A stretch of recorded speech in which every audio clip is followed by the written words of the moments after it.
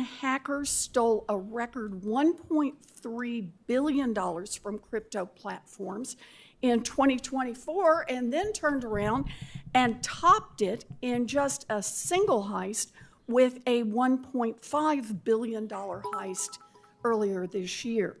According to TRM Labs, quote, terrorist organizations demonstrated increased sophistication in their use of cryptocurrency, turning to unhosted wallets, mixers, and privacy coins like Monero. We need a crypto regulatory framework that reduces these risks, but I am concerned that what my Republican colleagues are aiming for is another industry handout that gives the crypto lobby exactly its wish list, the blessing of our government's approval, combined with crypto rules that are weaker than the rules that every other financial actor must follow. Welcome. The crypto industry may be calling the shots for Republicans, but nobody wants weak crypto rules more than the President of the United States. A majority of President Trump's wealth, as much as $7 billion worth, is now based in crypto, from issuing his own stable coin, to issuing his own meme coin, to owning a Bitcoin mining company, and to controlling a huge portfolio of crypto investments.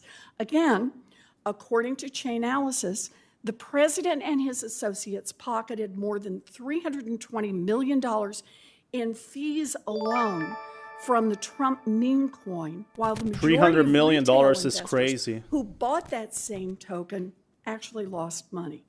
Now, if we're going to provide rules of the road for crypto, we need to shut down the super highway for presidential corruption at the same time.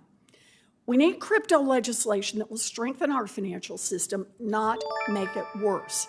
Here are principles that I think should guide our work. First, new crypto rules shouldn't open a back door to destroy the securities laws that have served as the bedrock of our capital markets for nearly 100 years. Freaking classic Warren, bro. I'm worried here because some recent proposals, including the Clarity Act that the House is voting on this week or next week, include language that would allow non-crypto companies to tokenize their assets in order to evade SEC regulations.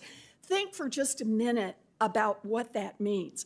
Under the House bill, a publicly traded company like Meta or Tesla could simply decide to put its stock on the blockchain and poof, it would escape all SEC regulation.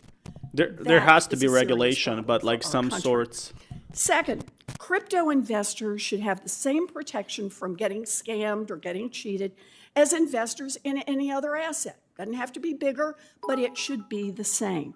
For example, there is no reason that the rules prohibiting stock exchanges from simultaneously serving as brokers and giving preferential treatment to their own trades over their customers.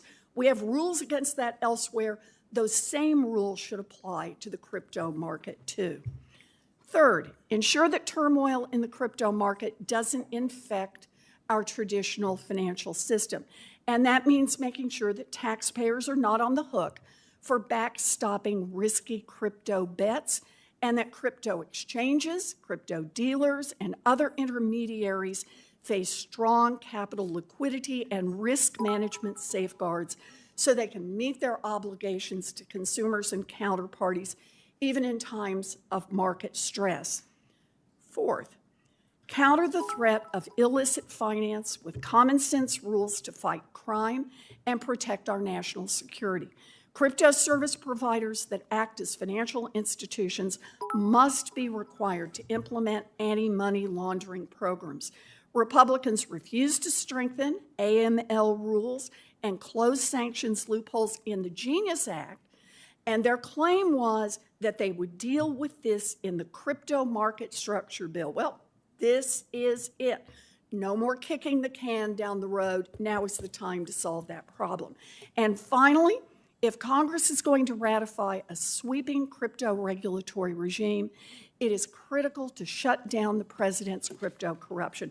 This means prohibiting public officials, including the President of the United States, prohibiting public officials not from me, eh? issuing, That's not me. sponsoring, or profiting from you crypto go. tokens.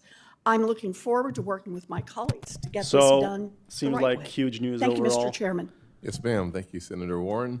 We will now move to witness testimony. All right. Today we have 6 So, witnesses. now the before witnesses us. are coming Our in. first witness is the Honorable I think that's what the witnesses they were talking about. He was talking that they will be coming in on live, talking about crypto. Summer Mersinger, CEO of Blockchain Association. Ms. Messenger, you now have 5 minutes. Thank you. Thank you, Chairman. Chairman Scott, Ranking Member Warren, and members of the committee. Thank you for the opportunity to speak with you today. My name is Summer Mersinger, and I'm the CEO of Blockchain Association. We're the leading collective voice of the digital asset industry in the United States, representing more than 130 of the most innovative job creators and stakeholders in the blockchain ecosystem. Our members, many of whom are startups and small businesses, are building the next generation of the internet and a new wave of finance here in the United States. From software developers and infrastructure providers to investment firms and trading platforms, we are proud to advocate for the responsible growth of this transformative technology. I'm here today to deliver a unified message from our industry. The United States urgently needs clear, comprehensive, and carefully designed rules for digital assets. Without thoughtfully crafted rules for the road, we risk stifling innovation, leaving American consumers without proper safeguards and protections, and ceding leadership in a sector that will define the future of global finance and technology. Regulating the industry with existing laws has created ambiguity, stifling American innovation, and driving entrepreneurs to jurisdictions with clearer legal frameworks. While jurisdictions like the EU, the UK, Japan, and Singapore are implementing bespoke digital asset frameworks, the United States is falling behind. It's not a matter of whether to regulate, it's how. We need bipartisan legislation that provides clarity, encourages responsible innovation, and reinforces America's role as a global leader in financial innovation. To guide that effort, Blockchain Association has put forward 12 principles that we believe should form the foundation of any durable market structure legislation. Let me highlight a few key themes of our principles, many of which are similar to and align with the Senate Banking Committee Crypto Market Structure Principles released recently by Chairman Scott, Senators Lummis, Tillis, and Hagerty. First, we need a functional and modern framework tailored to the realities of the blockchain ecosystem. This space includes not just traditional financial intermediaries, but also software developers, validators, and other participants who don't fit neatly into 20th century regulatory categories. Second, we must recognize that digital assets are not inherently securities. Much of the current confusion stems from attempting to apply the 1946 Howey test to this technology. Code is not a security. Third, there must be a clear, workable path for platforms to register and operate. Right now, no such path exists. Fourth, strong consumer protections are essential. Our industry fully supports consumer safeguards such as secure custody of customer funds, detailed disclosures, bans on market manipulation, and robust oversight. These are not regulatory burdens. They are the foundation of trust and resilience. Finally, we must view establishing a federal regulatory framework as a national priority. Digital assets and blockchain technology are revolutionizing XRP financial prices services, crashing supply hard. chains, and digital identity. The country that leads on this policy will set global norms and unlock enormous economic and strategic benefits. The United States should be that leader. And this is our moment to lead. Blockchain Association and its members are not asking for a world without rules. We're asking for clear rules, rules that protect consumers, support innovation, and ensure that the next generation of the internet is built on American values. We urge this committee to seize this historic opportunity and pass meaningful bipartisan market structure legislation this year. We stand ready to be a resource in this endeavor. Thank you, and I look forward to your questions. Thank you, Ms. Mersinger. We will now turn to Jonathan Levin, CEO of Chain Analysis. Chairman Scott, Ranking Member Warren, and members of the committee, thank you for the opportunity to be back here to testify. I'm Jonathan Levin, co-founder and CEO of Chainalysis, the blockchain data company. We maintain the largest database of blockchain intelligence, which powers prevention, investigation, and disruption of illicit activity on the blockchain.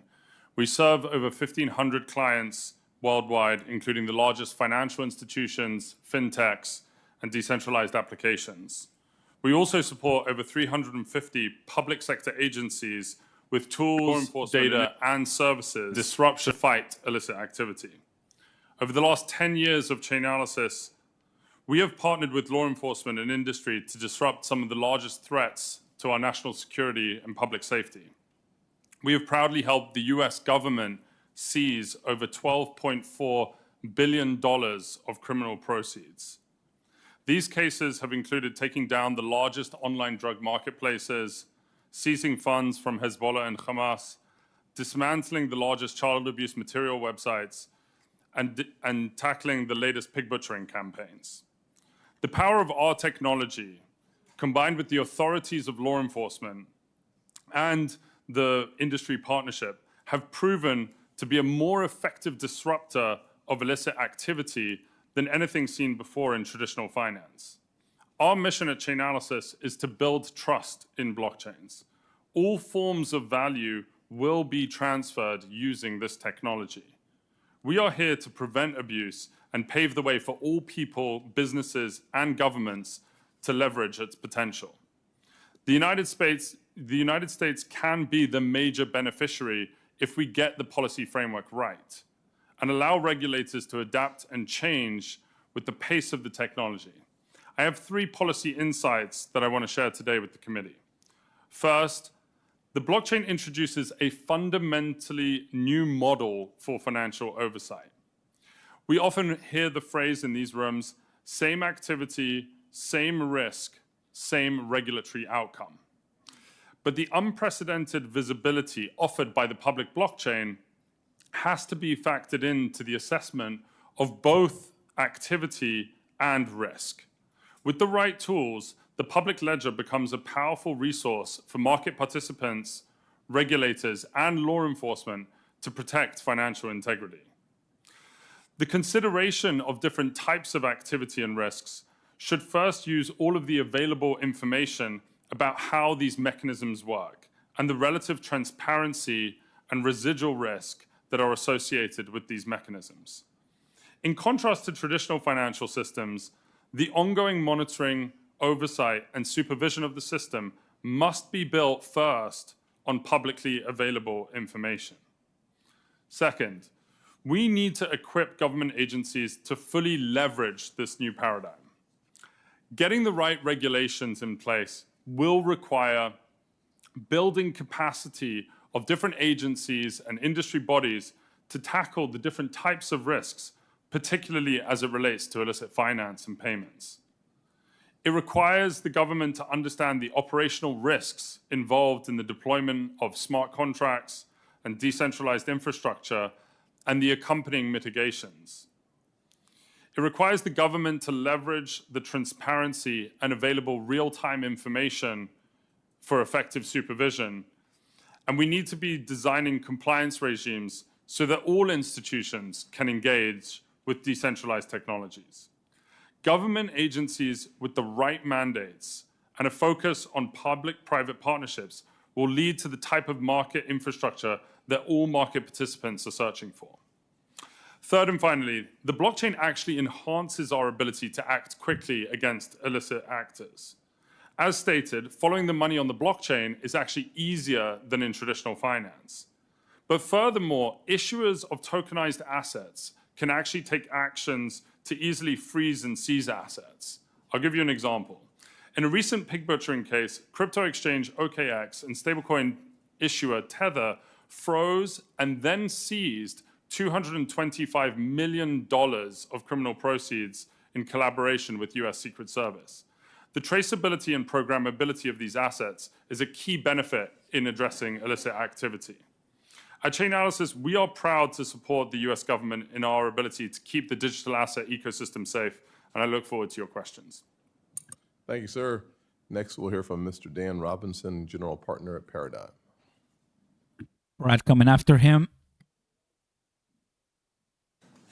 Chair Scott, ranking. I wonder if he's going to mention XRP live. That would be actually pretty nice. That's what people are waiting for him to mention XRP. Member Warren, Subcommittee Chair. America. My name is Dan Robinson, and I serve as a general partner at Paradigm. I'm just going to speed this up. Focused on crypto. So it's My going to be research work is focused on helping live. companies solve technical problems related to market and mechanism design, particularly for applications in decentralized finance, or DeFi. I'm here to talk about the benefits DeFi can bring to the financial system, why its promise could be strengthened by a well-designed market structure bill, and why a bill that doesn't take it into account could be harmful to innovation. Crypto provides an alternative to our traditional world of finance. What stablecoins do for money and payments, DeFi does for trading, lending, and other functions of the financial system. DeFi can reduce costs and improve Check accessibility out Oscar by Ramos removing as well. unnecessary frictions in the back-end infrastructure of Wall Street. Decentralized finance is in its infancy, but it has already had a tremendous effect on one small corner of the financial system, crypto itself. For many crypto natives, the natural place to trade is now on decentralized rather than centralized exchanges. Decentralized exchanges work very differently from centralized ones. One illustrative example is Uniswap, with over $1 billion in daily volume. The core of the Uniswap protocol is a set of smart contracts that allow any user to efficiently provide liquidity between any two assets. Anyone can use Uniswap to instantly trade with other users without ever giving up custody over their assets. These decentralized exchanges, much like stablecoins, run directly on blockchain rails. They are open, verifiable, and interoperable. This is a far cry from the opaque and fragmented back-end systems of today's Wall Street. With crypto, and especially with DeFi, we have a chance to radically upscale our markets to make them more efficient, more liquid, and more integrated across our economy.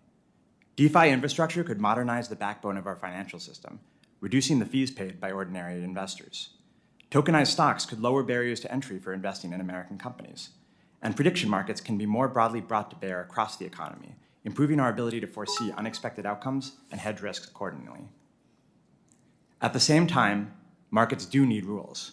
We at Paradigm believe it is important that crypto regulations be clear, fair, and equitable. We also think it has been an unforced error for the US to be one of the last major developed countries to enact legislation on crypto market structure. In the hopes of providing some hard-won wisdom from our experience in crypto, we released 17 principles for market structure legislation. I wanted to flag 3 of the most important. First, crypto assets should be commodities. Crypto assets are designed to be used, to interact with smart contracts, and in some cases, to pay for on-chain operations, not merely for investment. A token classification rubric based on the Lummis-Gillibrand ancillary assets approach would be the best way to reflect this principle. Next, any decentralized crypto asset exchange should not be required to register with the CFTC, SEC, or any other regulator. At base, a true DeFi protocol is software. Just as we do not ask Microsoft to register Excel with the SEC just because companies use it to track their IPOs, we should not demand the engineers of DeFi protocols register their software just because others use it. Seems like they're going to be like going all in on crypto. DeFi should be protected and supported across the globe. No government should be allowed to impose global restrictions on the trading of crypto assets through DeFi. In this way, the US would be resurrecting the work done by our forefathers to protect the freedom of the seas in prior centuries, and, more recently, freedom of the internet. Let me close by stressing the tremendous potential opportunity that lies before you on market structure legislation. Every day, we at Paradigm see new ways that crypto will support economic growth in free markets, from prediction markets and DeFi to tokenized stocks, and even the use of Bitcoin mining to support the electric power grid. We are now even seeing crypto markets emerge for the trading of credits in AI compute. By enacting market structure legislation that is supportive of crypto, supportive of entrepreneurs, supportive of investors, and supportive of consumers, you can blaze the trail to those new markets for all Americans. Thank you, and I look forward to your questions. He Mr. Robinson, now comes. return to Mr. Garlinghouse. You are now recognized for 5 All right, minutes. this is now the most Good important morning, 5 Chair minutes. Scott, Ranking Member Warren, and members of the committee. Thank you for the opportunity to appear before you today. My name is Brad Garlinghouse, and I'm the CEO of Ripple. Ripple has approximately 900 employees across our 15 offices worldwide. We were founded more than a decade ago with a mission to enable the Internet of Value, a world where money moves like information does today. We build software products that power cross-border payments, stablecoins, and digital custody. Ripple helps financial institutions reduce friction, unlock efficiencies, and serve their customers better. These are not abstract concepts. We work every day with banks that rely on our technology to deliver real results in the global economy. Ripple leverages the XRP ledger, a decentralized, battle-tested, open-source blockchain, as well as its native digital asset, XRP, to facilitate payments. XRP is built to enable fast, low-cost, and highly scalable transactions. From the start, Ripple made the deliberate choice to work with policymakers and regulators, not around them. We have taken a compliance-first approach, operating with over 60 payment, service, crypto, and money transmitter licenses domestically and globally. With regard to the topic of this hearing, we believe smart legislation should be based on several core principles. Consumers need protection from fraud and scams. Markets need proper oversight. Bad actors need to be kept in check. And innovation must thrive. A constructive and workable framework for digital assets and stablecoins that achieves these goals will expand access to financial markets, create jobs, strengthen the economy, and put the U.S. on the path to being a global blockchain and crypto leader. For the last decade, the legal and regulatory uncertainty surrounding crypto has prohibited meaningful progress in the U.S. At Ripple, we certainly saw firsthand how the lack of clear rules of the road can be weaponized to target good actors. In turn, the technology, jobs, and tax dollars that go with it are pushed offshore, reducing regulatory oversight and putting consumers at higher risk. This has severely harmed American businesses, investors, and of most concerned consumers. Ripple was the tip of the spear for this regulation by enforcement campaign and was subject to an enforcement action in 2020. We were the first leading U.S. company to be sued by the SEC. We and many others understood that a loss here would be a death knell for the industry. Fortunately, after 4 years of a hard-fought legal battle, we prevailed. The court ruled in our favor on everything that mattered, including finding that the token XRP is not, in and of itself, a security. Our victory cleared the path for other market participants to fight back. Despite these headwinds, Ripple still prioritizes education and engagement with policymakers and regulators globally. For companies to have the confidence to continue doing business in the United States, Congress should focus on passing principled and smart legislation with these critical goals in mind. First, set clear jurisdictional boundaries for our main financial regulators. Second, establish pathways for companies to build in the U.S. without sacrificing investor or consumer protections. And third, ensure that the U.S. can be a global leader in crypto by taking full advantage of the benefits and efficiencies brought by digital assets and blockchain technologies. The U.S. possesses the world's deepest capital markets, the most advanced technical talent, and a spirit of innovation that has powered our nation since its founding. There is no reason we should not be the undisputed leader in digital assets and blockchain. Over 55 million Americans participate in the crypto economy today, equating to over a $3.3 trillion market cap. A smart regulatory framework for crypto market structure is essential to realize that future and is overdue. Speaking on behalf of the crypto industry, I urge you to prioritize the passage of market structure legislation for digital assets through this committee and the full Senate, to provide the rules and regulations needed to ensure that the U.S. becomes the crypto capital of the world. Once market structure legislation for digital assets becomes law in the United States, this will catalyze a new era of U.S. competitiveness and unlock efficiencies in financial transactions, dramatically helping consumers and businesses alike. Ripple hopes to see this become a reality, and we look forward to working with you to help make this happen. I look forward to your questions. Thank you. Up next is the Honorable Timothy Massad at the Kennedy School of Government at Harvard University. Good morning, Chair Scott, Ranking Member Warren, members of the committee and staff. Thank you for inviting me today. My name is Timothy Massad. I'm former chairman of the CFTC, former Assistant Secretary of the Treasury. The views I express are my own and don't represent the views of the Kennedy School of Government. You know, many of us are familiar with the movie Groundhog Day, in which Bill Murray is condemned to repeat the same day over and over, and he finally escapes the time loop not through external means, but by changing his outlook on life. And I suggest that we're in a similar time loop when it comes to achieving clarity in the regulation of digital assets, and we need to change our outlook. There have been repeated congressional hearings calling for clarity and a series of legislative proposals, each claiming to provide clarity, but there's never been a consensus. And whether it's Lummis-Gillibrand, FIT 21, or the Clarity Act, they all have similar flaws. They rewrite securities laws to create a new category of digital assets that their proponents claim will forever solve the problem. But none will achieve the clarity or the sensible regulation that we need, and each would undermine existing regulation. We need a different approach, and it requires recognizing a few facts. First, this is a technology. It's not an asset class. It will be used in many ways, including in tokenizing securities. Second, whether something in digital form is a security, a commodity, or neither, cannot be easily defined by a paragraph or two in a statute. It depends on what the token represents, whether there is an issuer, whether the transaction is one in which capital is being raised, and so forth. Third, the technology and use cases are evolving rapidly, so we should not lock in definitions that will prove obsolete soon. And fourth, a principal reason for the lack of clarity is our fragmented regulatory system. We have two market regulators, neither of whom has full jurisdiction over the spot market for digital assets that are not securities. The industry has taken advantage of this gap by arguing that most use cases are not securities and can therefore be issued and traded without regulation. That has led to a lack of investor protection.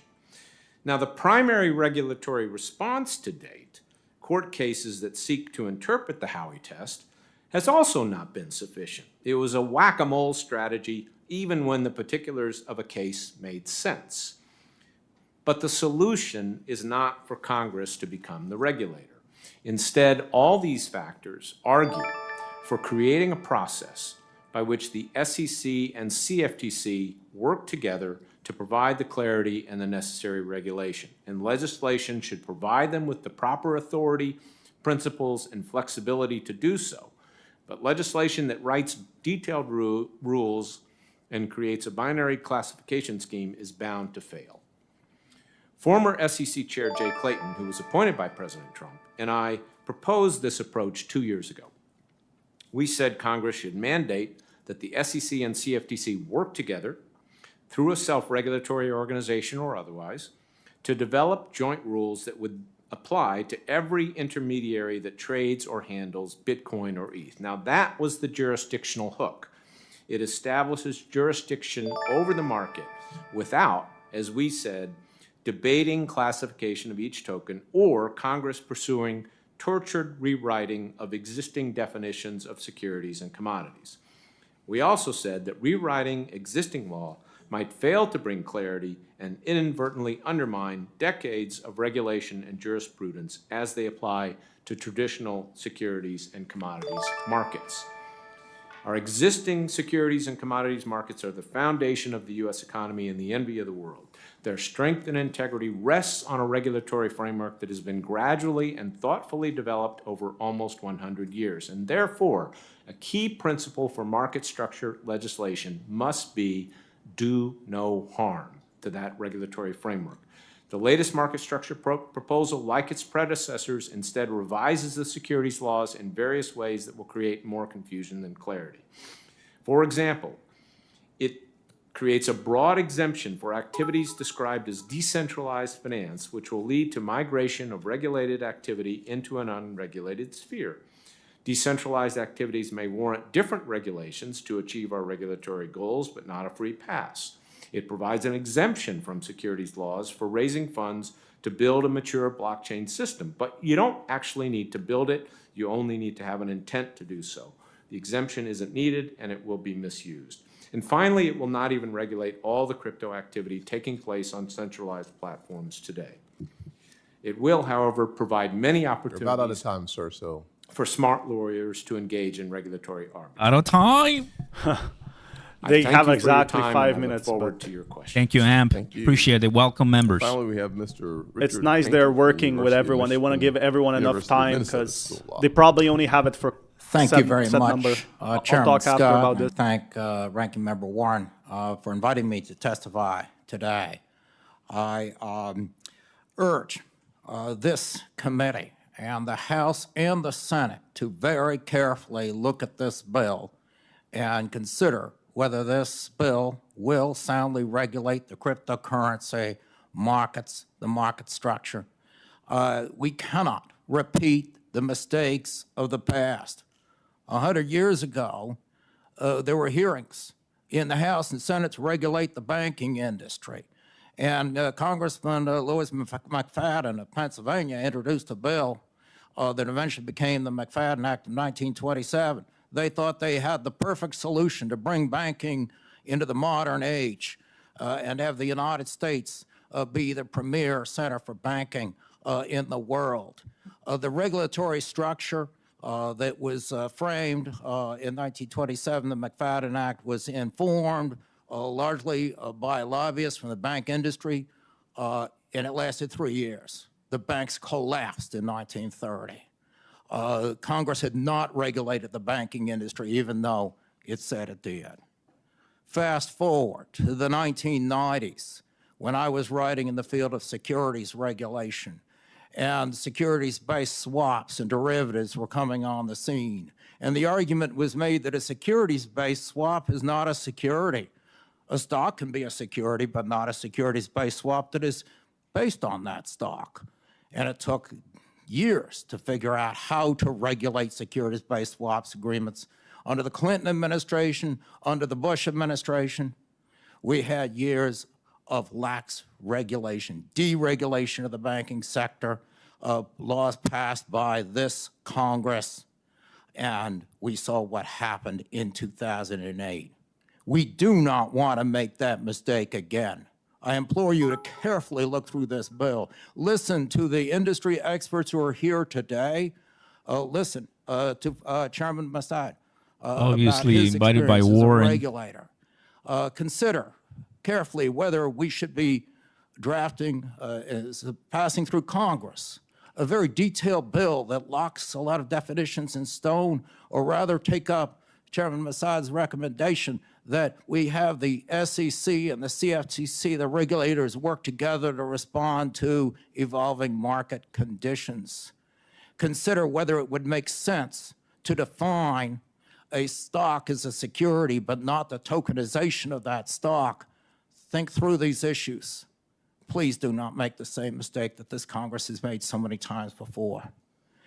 And last, I want to emphasize how important it is that conflicts of interest of members of the Congress and the President of the United States not influence the regulation of cryptocurrency or any other industry.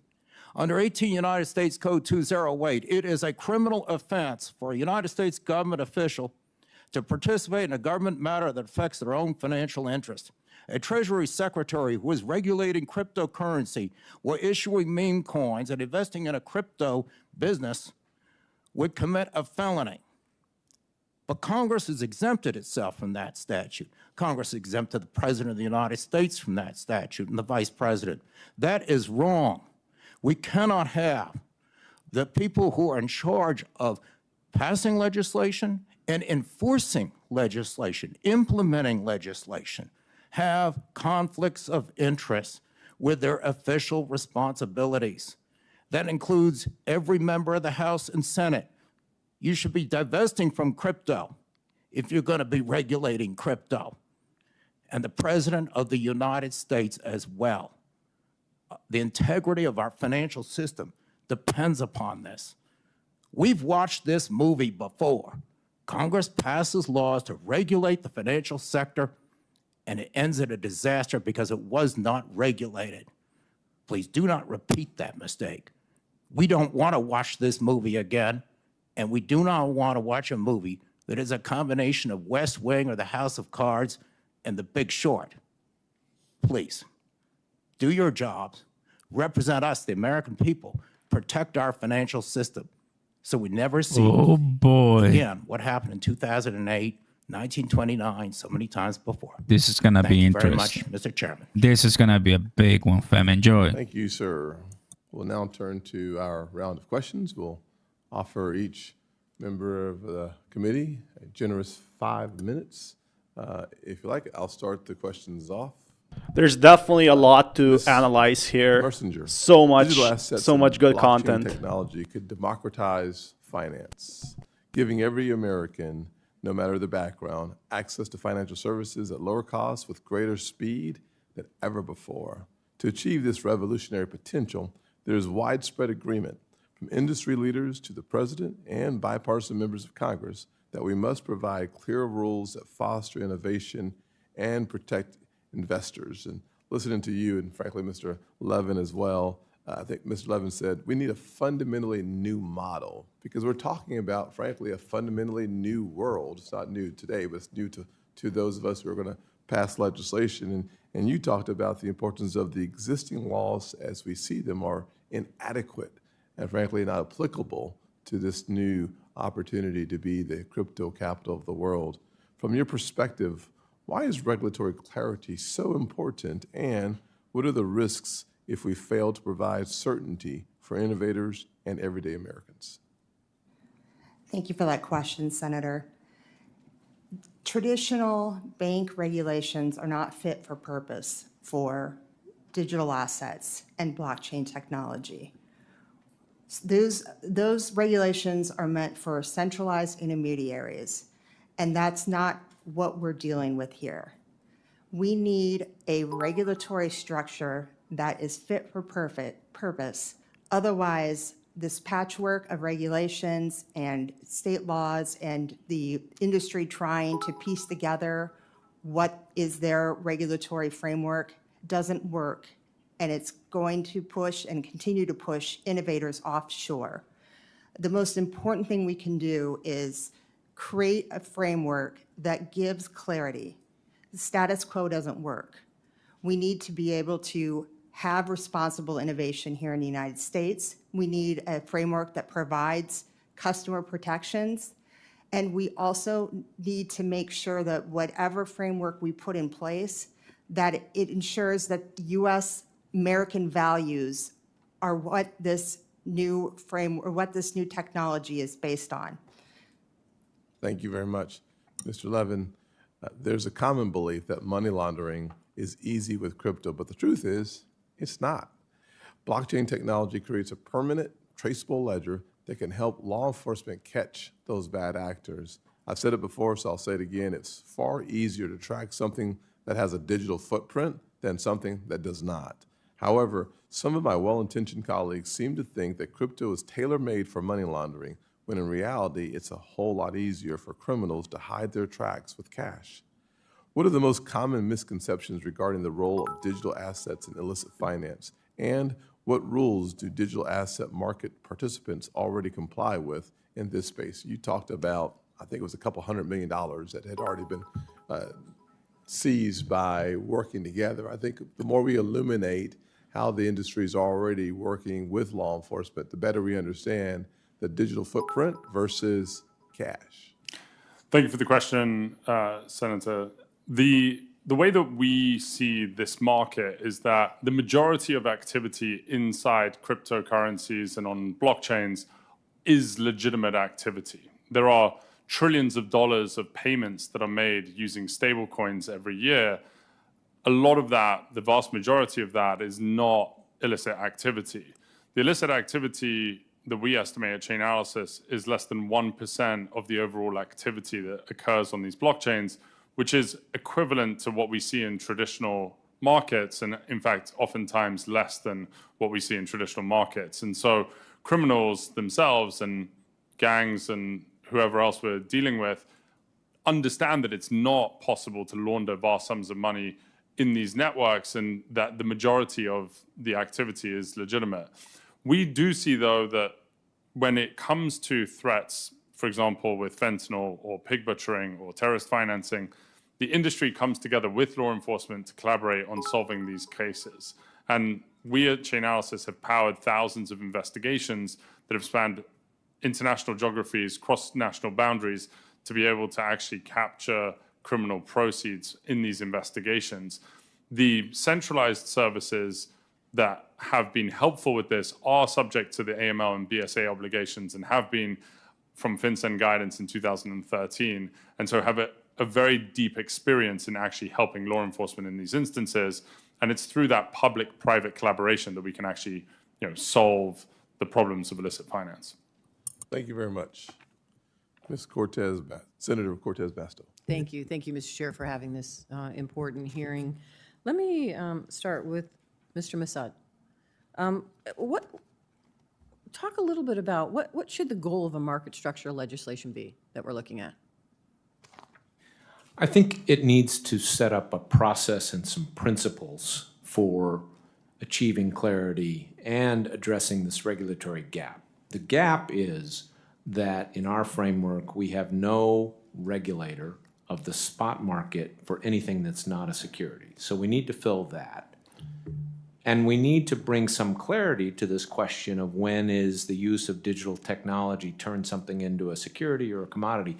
But that's much more complicated, if you will, than simply writing in, a single definition. And that's why I advocate a process. That's why Jay Clayton and I advocated more of a process of bringing the SEC and the CFTC together. You don't necessarily have to merge them, but we need to have them work together on this. Thank you. And Ms. Mersinger, would you agree with that? Yes, I would agree that we need a framework that's going to work for the industry. We need clear lines of jurisdiction here.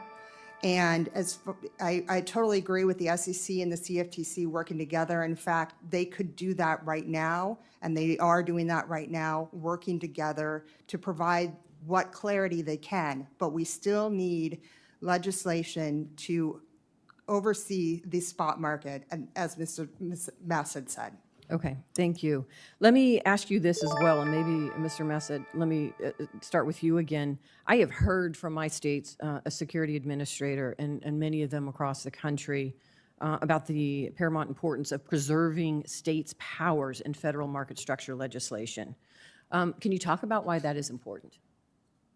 Yes, I think it is important because the state securities authorities have always played a critical role in our system. And again, I think you're going to hear a lot of comments today suggesting this is this whole new world and so forth.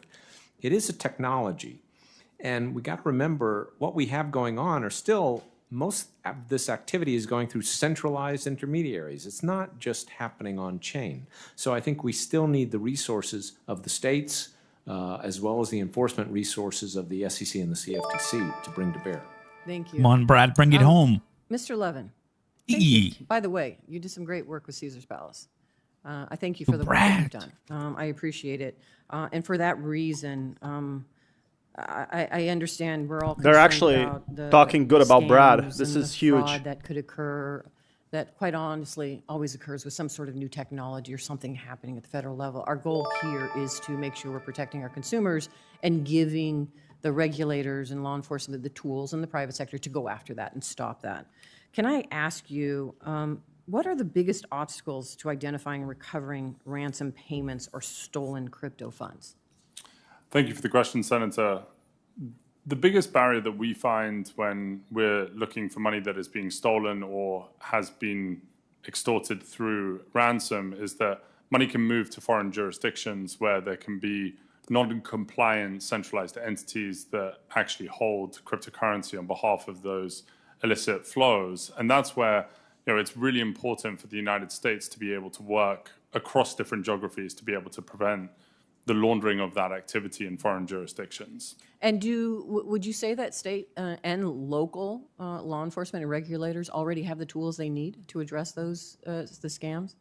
I would say, Senator, that we are still in the infancy of state and local agencies actually having the capabilities to be able to go after these types of crime. There are instances in certain jurisdictions where the state and local enforcement agencies actually do have capabilities at their disposal, but we have found that actually there's a technology barrier to entry. And so us at Chainalysis, we've been pioneering a lot more new technology powered by AI to actually help state and local agencies get a hold of easier insights to these types of crimes so that they can go after this activity. What is it in the market structure regulation that we're looking at that we need to be cognizant about to ensure that law enforcement, whether it's federal, state, or local, has the tools they need?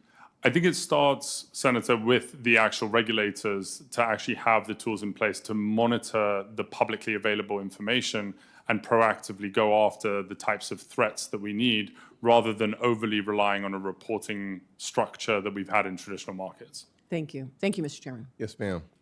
Senator Kennedy. Thank you, Come on. Mr. Chairman. Come on, give me Brad. I've listened with great interest today, and here's what I hear you saying. The four folks to my left, I hear you saying that digital assets are different. Yeah, I know. Digital assets hold great promise. Digital assets need special rules. I agree with that. The obvious question is, what should those rules be, and to what extent should we allow you to draft them? I've also heard some of you say that digital assets represent the next generation of the internet. Well, we let the current generation of the internet draft their own rules, and frankly, it looks like what we got as a result looks like somebody knocked over a urine sample. Congress can't even agree on basic legislation dealing with privacy on the internet. How the hell are we going to tackle this? But I hear what you're saying. I hear Mr. Painter, as usual, if you follow him on social media, you know, all politicians are crooks. Very helpful. I want to direct most of my questions to Professor Massad. Is that how you say your name? Massad. Mr. Massad. I'm really worried we're going to get this wrong. We don't know, we in Congress and our staffs don't know as much as the professionals in digital assets know. And I don't see how we can possibly catch up. You're not. Tell me more about your idea. That's why they should work with XRP. Of having the SEC. Well, first, I don't want to run out of time here, but why is the digital assets industry so scared of being regulated by the SEC? Well, I think we need to step back, Senator. Briefly, please. They don't want everything treated as a security because they don't want that entire framework to apply, but that's also because the SEC did fail to try to customize its rules to adapt for this technology, and it should do that. And you've got leadership at the agencies now who are working on those things. You're suggesting that we turn to two of our agencies, one of which is the SEC, and say, you have expertise. Before we take a crack at a bill, you come up with a bill with rules, with regulations. Tell us how to do this. Because I hear you saying in some cases digital assets are commodities, in some cases they're securities. Congress needs to fill the gap, which is if it's not a security, who's going to create a regulatory framework for it? So you do need to fill that. that. But these questions about exactly which is when is it a security, when is it not a security, how do we customize the rules, what should we do about DeFi, a lot of that should really be left to the agencies. You could establish some principles, but I wouldn't write detailed rules. Have you looked, Professor, at Congressman Hill's legislation? I have in detail. What do you think? I think it's got a lot of problems. I think it's 236 pages of regulatory arbitrage opportunities for creative lawyers, and I used to be one that did that kind of stuff. Made a lot of money, did you? I did, but Mr. Painter, do you think Me, Senator Brad. Gillibrand is a crook? No, and I do not think all politicians are crooks. And why did you call her a crook? I did not call her a crook. Now, Ms. Senator, you need to focus here's what I'm on this looking bill. right now. You're doing this again. You did it. That's the last crazy. hearing. What's happening? You Senator need to read the Gillibrand's bill. role in stablecoin regulation, $217,000 in crypto donations. That's only in crypto. You tweeted that. Yes, I do. And then you said, the crypto industry is buying Congress and the White House. This won't end well. Why do you think the crypto industry is buying Senator Gillibrand? I said, look at the campaign contributions from this industry. Do you think they've bought her? No, I said, look at the campaign You said contributions. they bought her. Do you think they bought her? Senator, you need to focus on this bill instead of trying to distort my Twitter. You Last called time, one of my you colleagues were a crook. what a Marxist in And- Chicago said And about what me. That's evidence do you crazy. Make have no that she's sense. a crook? I said there is massive amount of campaign contributions coming into this Congress from the crypto Do industry. you want to apologize You need, to Senator Gillibrand? I do not want you to have to apologize for passing Do legislation you want to that apologize destroys to our Senator economy. Gillibrand for calling her You a are crook? distorting what I said, just like you did in the last hearing. You're wasting everybody's time, Senator. You're a whack job. Senator, You are a wasting. blatantly Well, I think we are. everyone's next time. level we- whack job. I think we Is are. this out of middle time. school? We Senator? have Brad Garlinghouse. Senators, Ask and, him questions. Thank you. What's I think happening? You should apologize, Senator. I think, Gillibrand. Senator, you're wasting our No time. This is not way, middle school. man. Thank you for your participation. I will say that Senator Smith is next. Uh-oh. Come on. Yours. Thank you, thank you. Thank you very much, Mr. Chair.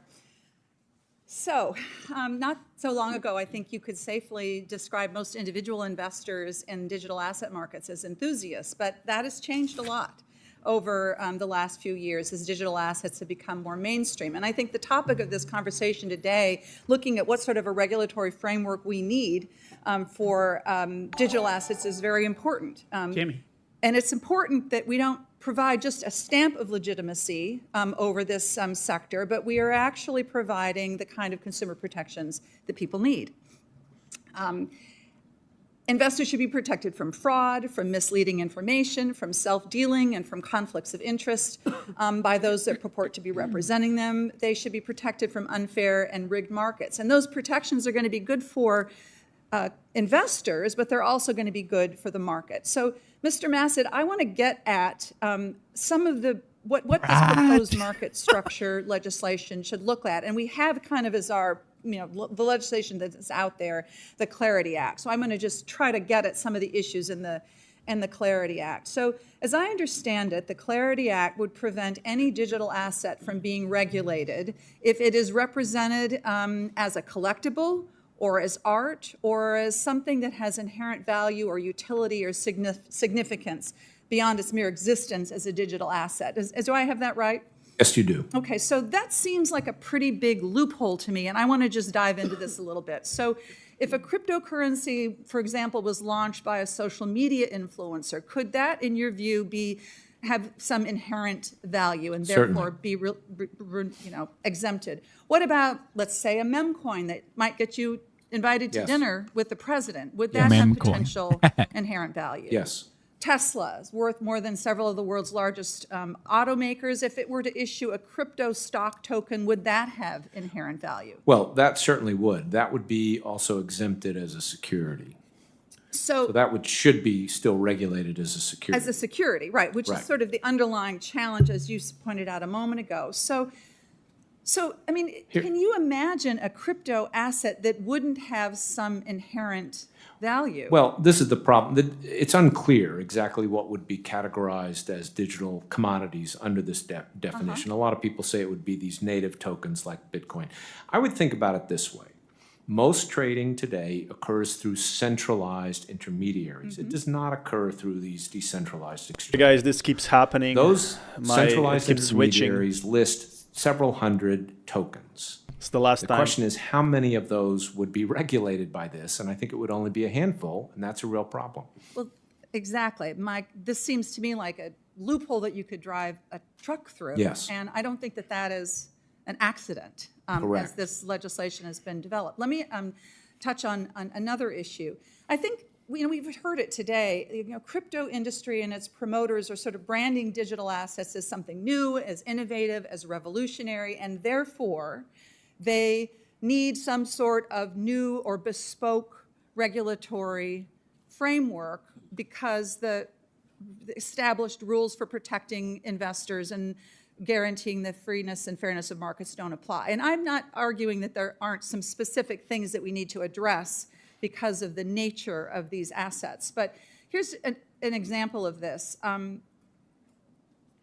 Under the Clarity Act, it would allow a crypto company to raise up to, I think it's $300 million from retail investors over 4 years, as long as they would be exempted from complying with SEC registration and disclosure rules, up to, even if they're raising up to $300 million in, from retail investors. Is that, do I have Yes, that right? there's a new exemption for capital raising for building what's called a mature blockchain system. That's right. It does require some disclosure, but it's otherwise an exemption from securities. SEC, from okay. registration. So if a regular company was required, would be This is required actually to pretty disclose huge. to the SEC how they're spending the money that they raise. Yes, I mean, the challenge, the problem with that exemption is you don't actually have to build the mature blockchain system. You just have to have the intent to do it. You just have to have the intent to do it, but you could use that money for, I mean, what would stop you from using it to buy a house in They're talking about Virginia? rugs. Conceivably, Rugs there could be Live, a basically. lawsuit against you for misleading information. But, if you had That's a sort of like an reasonable... after the fact. Yeah, that's after the fact. Right, exactly. Well, so this is, and I know I'm out of time here, I just want to close by saying this is my concern, is that it's not really a new regulatory regime at all. It actually is sort of continuing the status quo that has landed us in some pretty significant Well, problems. I think it's I think the problem with the act is it's undermining the existing Correct. regime. We do need to customize some rules. Yes. But this isn't a good way to do it. Thank you very much. Ask Brad a question. So they might improve it later, yeah. Thank you, Chairman Scott, and thank you for doing this hearing. It's It's a something very good Moreno. hearing. He's a good one. I'm going to go He's a good detail one. into it.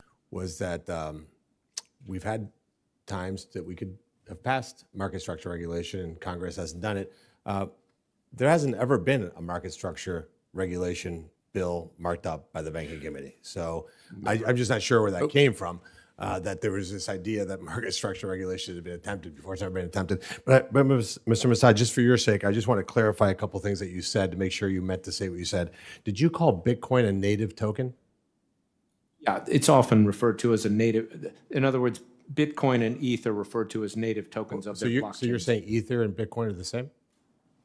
Well, I'm Oh my classifying both God. of them as He's- what you call native tokens of the He- blockchain. He's So staking you're his saying that a words. native token is how you would describe Bitcoin. I just want to be clear of that. That's It's crazy. a term that's used. That's a to crypto describe term. when you have a blockchain and you have the token that allows you to use that blockchain. That's often called a native token. Yes. Got it.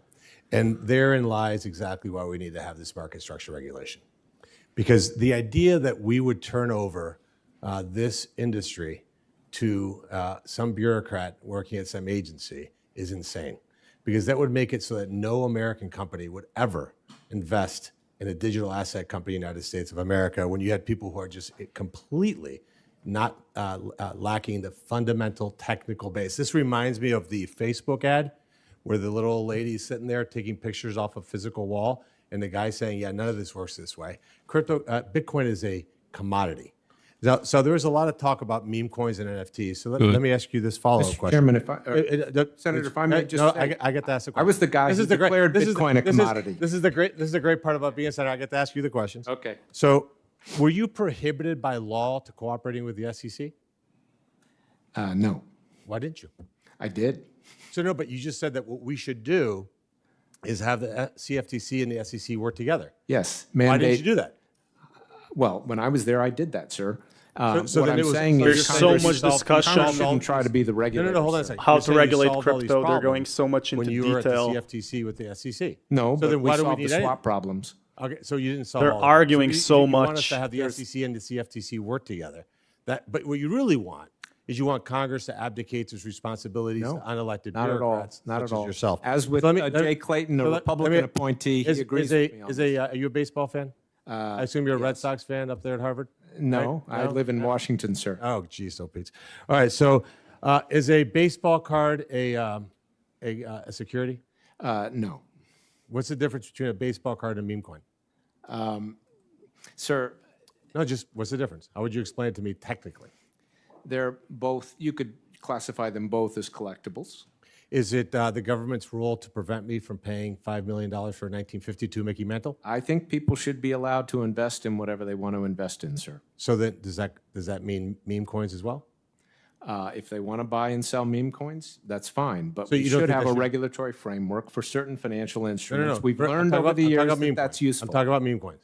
Do you think that the government, the SEC or the CFTC should regulate meme coins? I think we should have an rules- investor protection framework over this, over financial instruments. I'm gonna If take we that as want to a- decide so you're that they're saying yes? not financial instruments, Are you saying yes? It's just simple because again we only have 5. The chairman's very strict. Only lets us have 5 minutes. I understand that, Senator. So but you're I saying think yes you'd- or no? I It's think you simple. might appreciate that it's a more complicated issue than that. At least I would hope you should do. it's not complicated. Should the SEC or the CFTC regulate meme coins? It's The a SEC yes has or no. already said it won't, and that's fine with me. Okay. But I'm happy to create a category that's neither a security or a commodity. Should we include baseball cards in that as well? No, I don't think we're Why not? talking about baseball So- cards here, sir. What's the difference?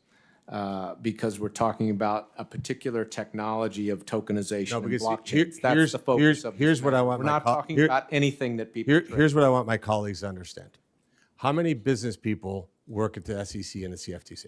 How many entrepreneurs? How many people who started companies work there? I don't have that information, sir. Let's say none. And then let me just finish this, Mr. Painter, with just something that you said, which was also equally staggeringly insane. You said that Congress should not own crypto, correct? So members of Congress should not be investing in the Oh, boy. crypto industry. So you said that we shouldn't own crypto. You shouldn't own crypto. You know, that's not it is Very specific with his clear words. If you have your own meme coin, I don't know, Senator, whether you have your own meme coin. Time out. It said- you shouldn't own crypto. I said you shouldn't be investing in the crypto industry if you have your own crypto trading platform. So I shouldn't own baseball cards either.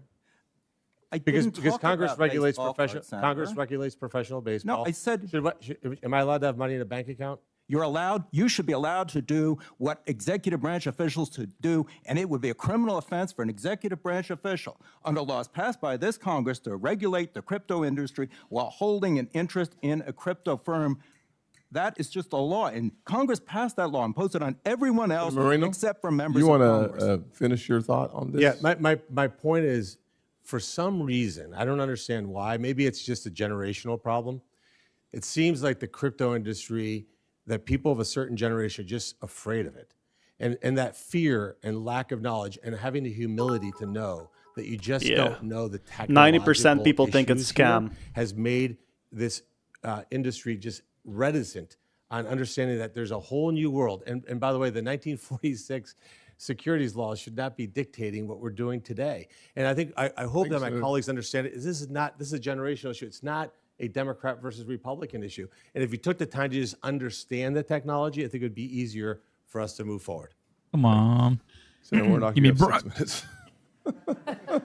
I was going to ask you, Brother Chairman. Brother Senator, I knew you were going to ask me the question. You're also a pastor, so you get free closing. Thank you so much. I may not need it. Actually. Thank you. As this committee begins Senator, work get the on rest of the time. as this committee begins work on bipartisan legislation to provide certainty and clarity to the crypto market, it's critical that any bill we advance provides strong consumer protections. And this is why I'm incredibly concerned about the rise in so-called meme coins. In February, the SEC published a staff statement on meme coins, warning Actually, this is that much they more entertaining than I expose thought. amateur investors to, quote, rug pull and pump and dump schemes. Mr. Masid, what do you think the effect of this staff memo will be on investors in meme coins, and do you think the SEC will bring civil actions or enforcement against any of these scammers? Well, Senator, thank you for the question. I think the SEC has said that these are not securities, and I would agree with that. The issue then becomes if they're being listed on platforms such as centralized exchanges where people are trading Bitcoin, what should we do about that? People say we want to regulate those platforms insofar as they trade Bitcoin.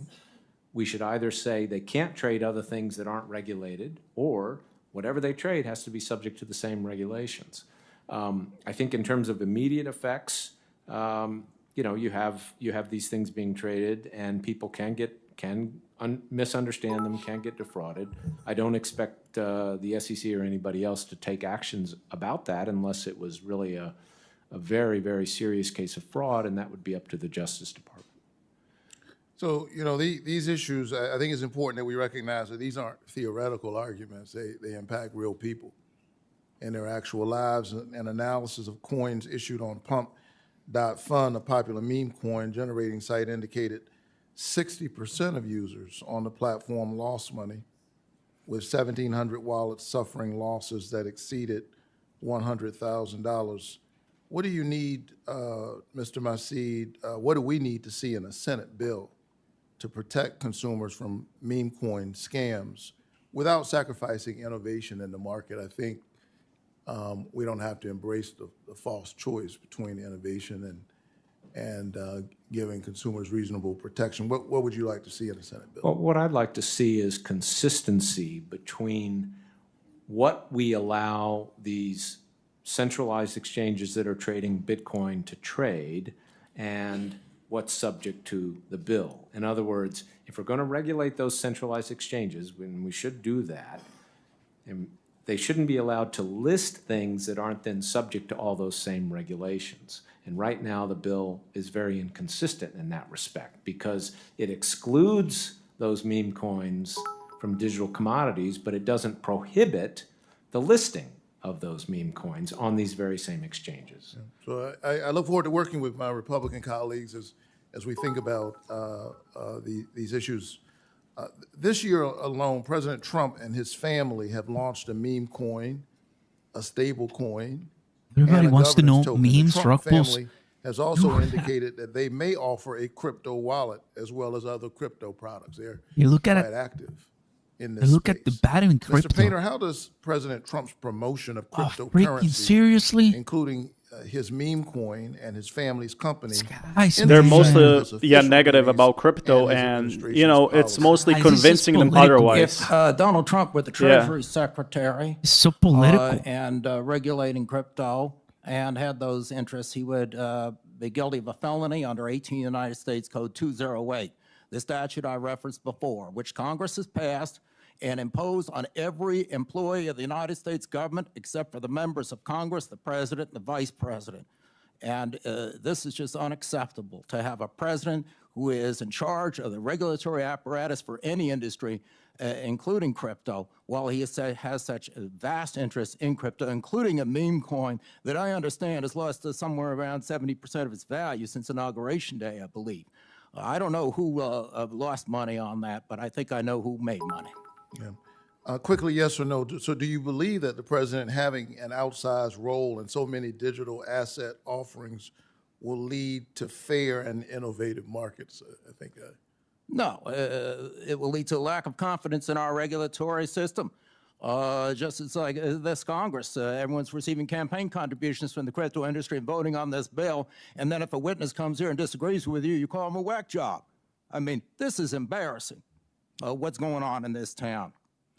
I agree that President Trump's crypto corruption distorts the digital asset marketplace, and writing a bill with a corruption caveat for the president sends a clear message that Congress is not serious about addressing corruption, which we know undermines investors' faith in capital markets. His corruption creates an unfair market that stifles innovation because his investors justifiably do not want to compete against the President of the United States.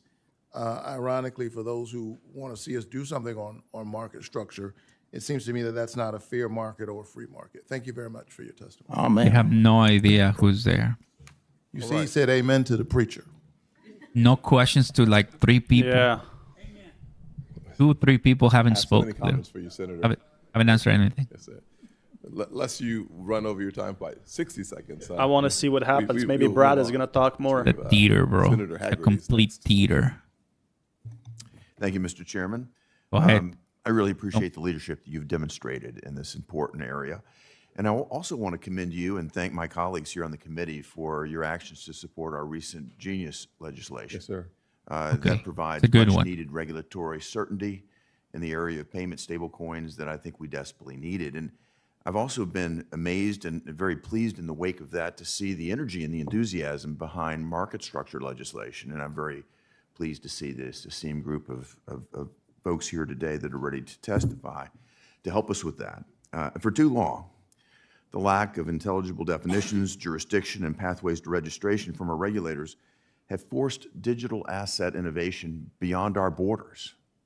One of the saddest things that I heard as I came into the Senate, talking to members of the industry, with the brilliant people, were taking up new jobs and new positions in countries other than our own because they felt they couldn't survive here. Why is that? Because in the void of regulatory framework, the SEC and others had stepped into that void and done one of the most pernicious things that we ever see here in Washington, the so-called enforcement by regulation, or regulation There we by go. enforcement, I'm sorry. Come on, give me Brad. That creates massive uncertainty. Give me That Brad. has lent itself to destroying the possibility of America leading Yes. in this incredible First company innovative sector. sue And Ripple. I'm so pleased You got to it see in front us of moving you. back in a new Got it direction. in front of you.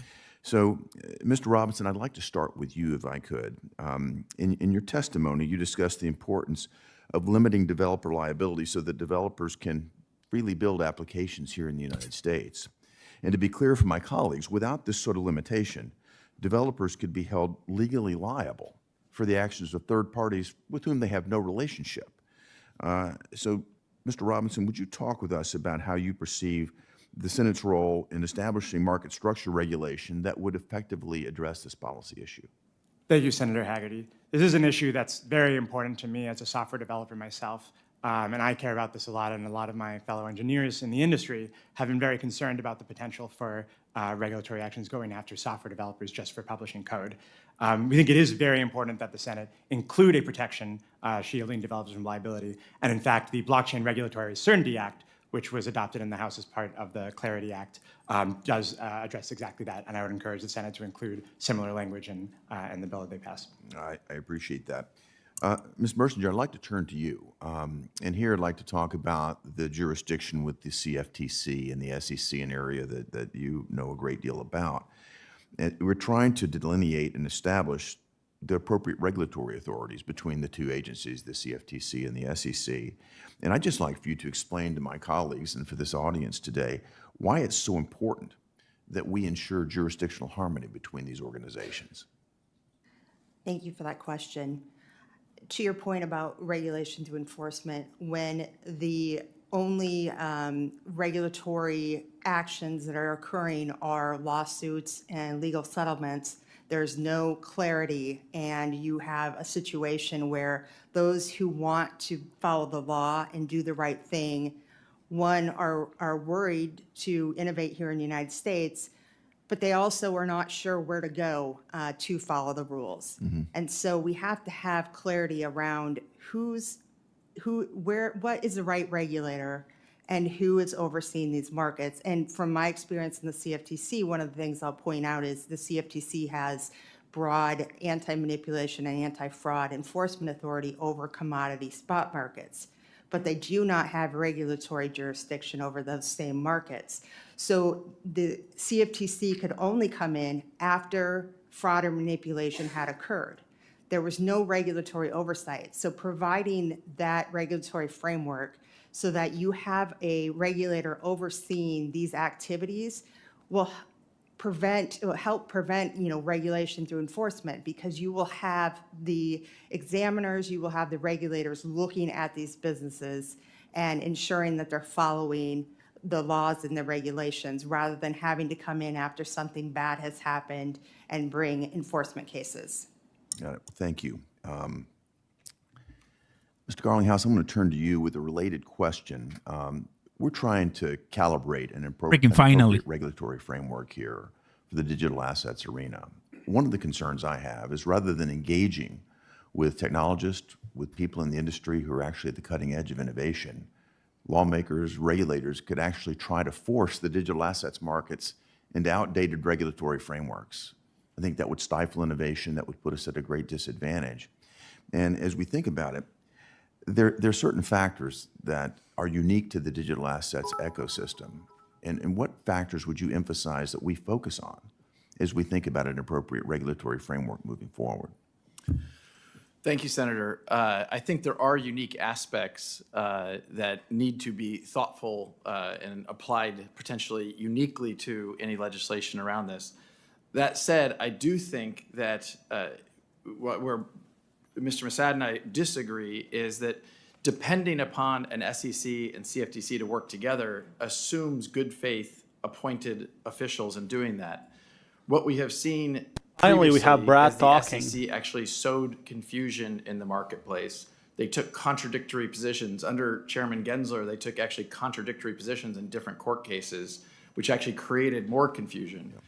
And so you had federal judges saying things like the SEC was being arbitrary and capricious in their application of the law. You had federal judges saying that they were not following a, quote, faithful allegiance to the law. And so my concern in depending upon a unelected appointee to make those decisions is that it assumes a good faith actor. And I think what we saw in this most recent SEC was just a war against the industry at large without a consistent application of that law. Well, I think we need to put in place a sufficient framework so that we don't have to rely on the goodwill of a particular regulator, but that it's clear to them our intention. So thank you all. Appreciate the entire panel being here today. And thank you, Mr. Chair. Got it. Thank you, Good. Senator So that's On behalf of the chairman, I now recognize myself. Oh. We need to make sure that any new legislation to regulate Okay, the so crypto she's gonna give an market update. doesn't do more harm than good. And there are a couple of areas where I think we need to be very careful not to make things worse.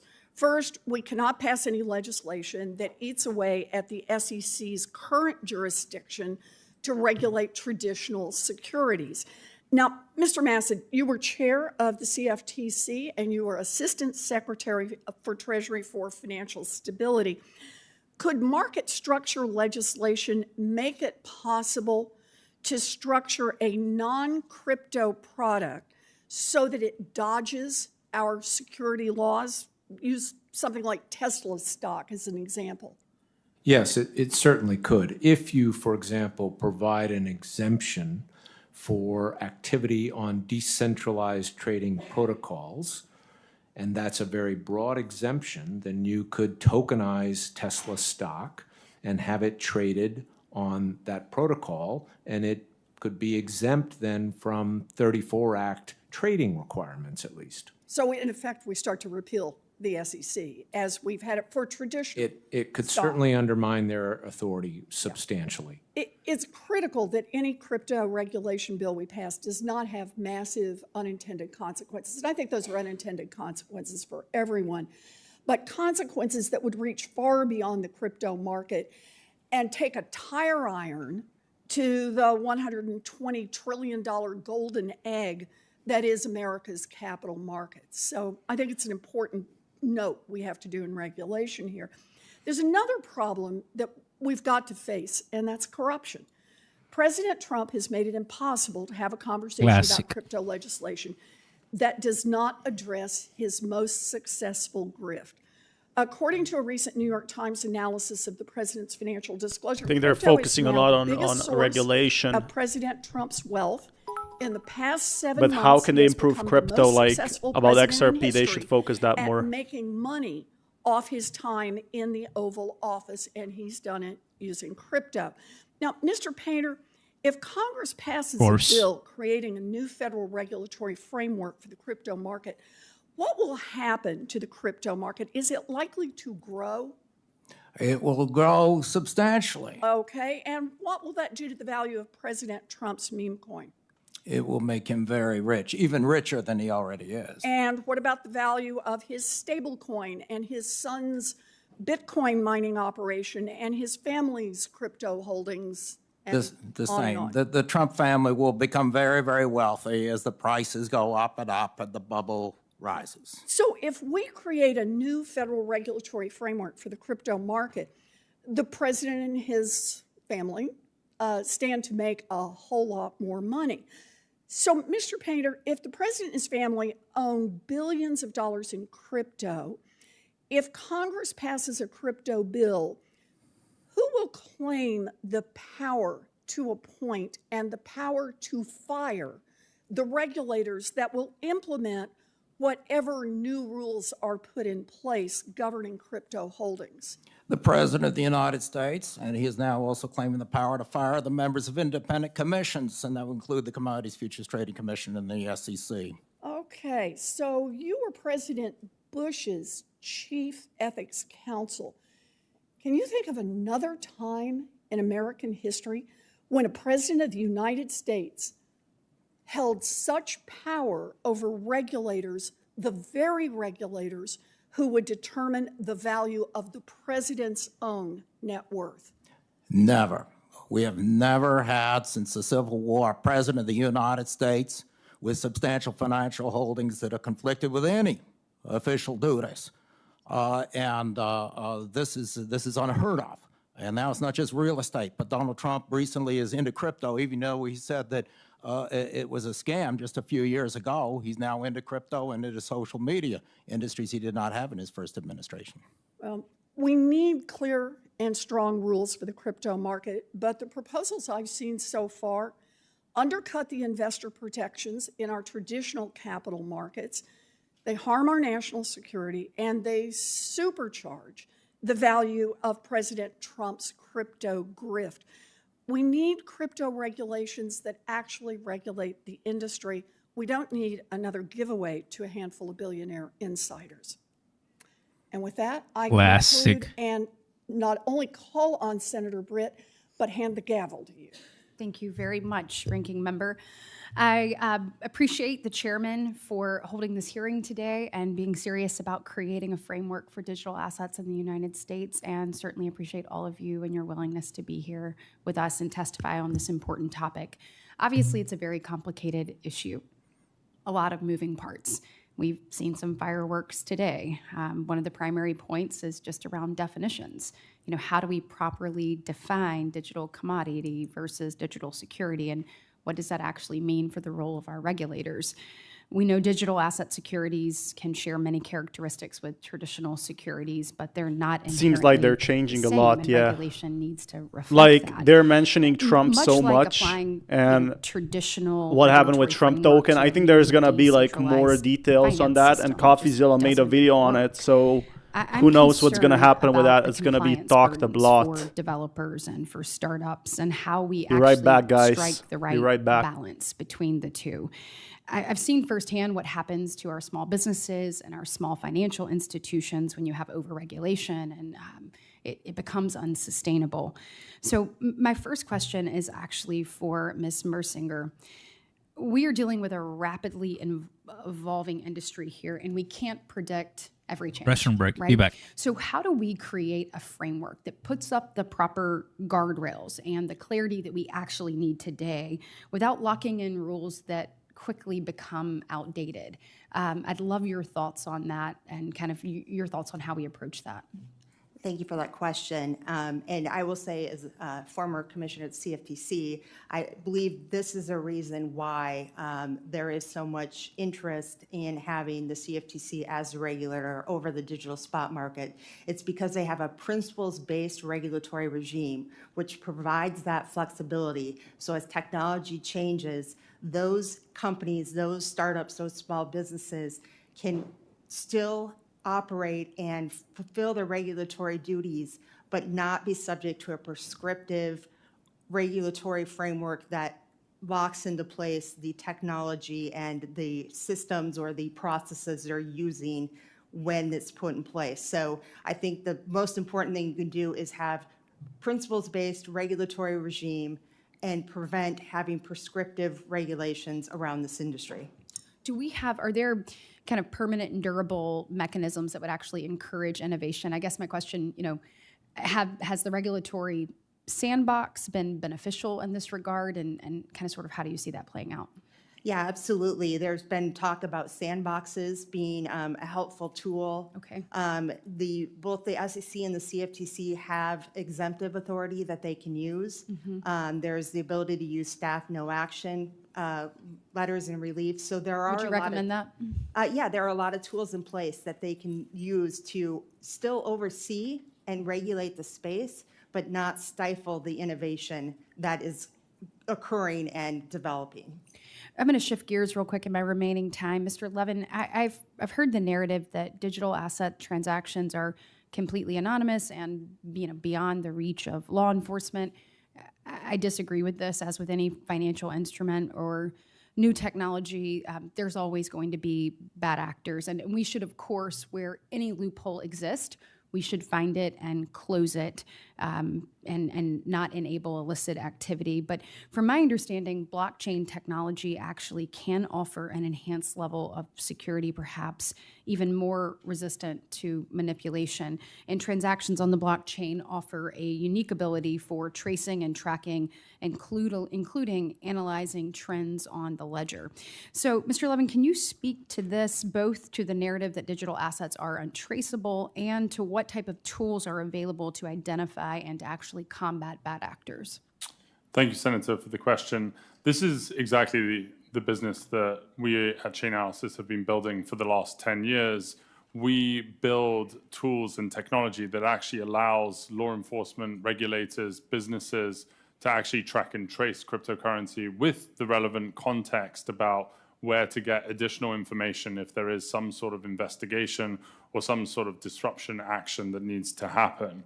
I would say that there are two levels of tooling that is worthwhile the committee understanding, which is, one is there are actual forensic tools that are being used in investigations where you are looking at very specific transactions of interest that have been flagged either through regulatory reporting or investigations. And then also the blockchain actually allows for a much more macro view of trends and threats that are persisting against society. And so you could actually investigate ransomware as a whole threat to the United States of America and look at the entire supply chain that causes ransomware to have impact on our communities and find where there is an opportunity for actual disruption of that supply chain for the threat. Thank you so much, and I am out of time, but would love to continue this conversation with you, in particular, how we empower our state and local law enforcement with the tools they need so that they're better equipped in this regard. So thank you so much, and with that, I will recognize Senator Van Hollen. Thank you, Senator Britt, and thank all of you for your testimony here today. Mr. Masada, it's great to see you again. Senator. This time in front of the full committee.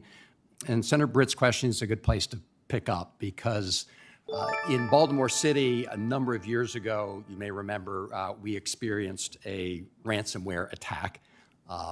It was one of the earlier ones that became well known, and the attackers wanted to be paid in crypto. And what we've seen with respect to ransomware attacks is that they do, for the most part, use crypto as their currency of choice, and we've also seen that with respect to entities that engage in sanctions evasion. So I think there's a need to be very clear that decentralized finance is fully covered by our anti-money laundering and know your customer regulatory regimes.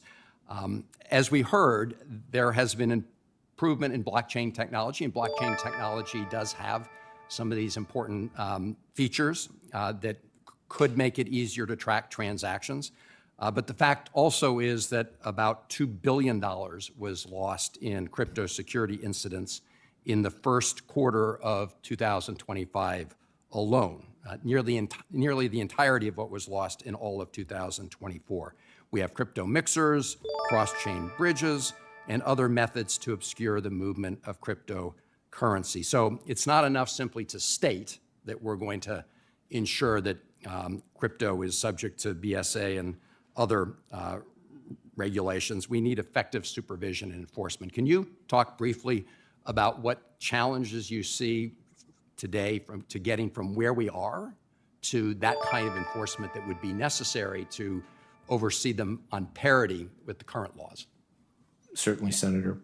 First of all, I would suggest we think about what takes place on-chain and what takes place off-chain. Mr. Levin, I have great respect for the work of Chainalysis. They're focusing on activity on-chain, and they do a good job, but we have to remember they're only able to identify illicit actors where there's a known identifiable address, and there could be a lot of other activity happening.